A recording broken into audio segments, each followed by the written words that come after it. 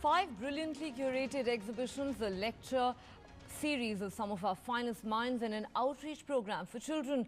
These were just some of the recent activities at the National Museum in Delhi. This is nothing short of spectacular for an institution that just 2 years ago was on the brink of collapse. The man credited with attempting this turnaround, though, has been transferred out, a move that could put the museum in peril once again.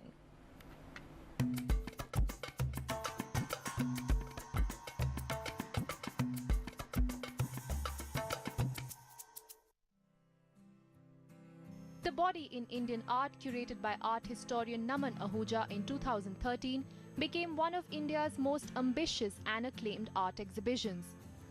Visitors flocked to the National Museum in Delhi, where 300 artifacts from 33 collections trace the aesthetic and conceptual depiction of the body in Indian art through the centuries.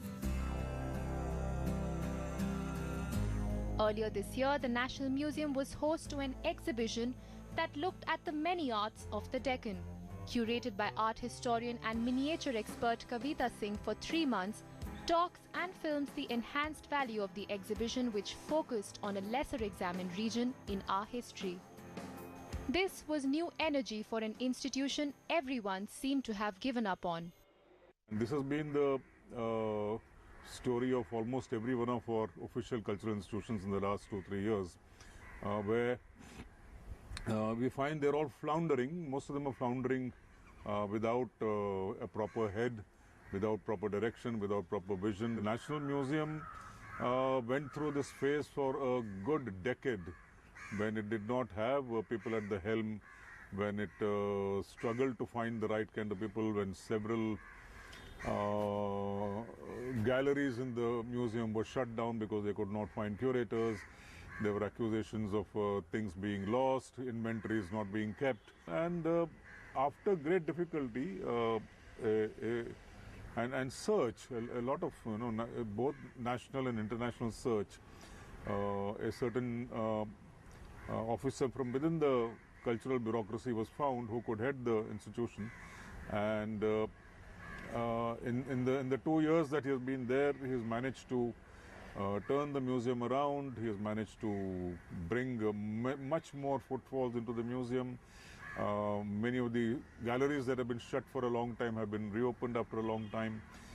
There is a sense of expectation and some sort of a joie de vivre in the staff there. There is a new energy that is visible. So not surprisingly, the news that the man credited for the turnaround, Director General Dr. Vasudevan, has now been transferred to the Sports Ministry has come as terrible news for those who care about the museum. He was always open to anything new. So that was crucial, openness to new ideas. Secondly, he was happy to allow collaborations of any kind with both private collectors, collections, institutions and international institutions.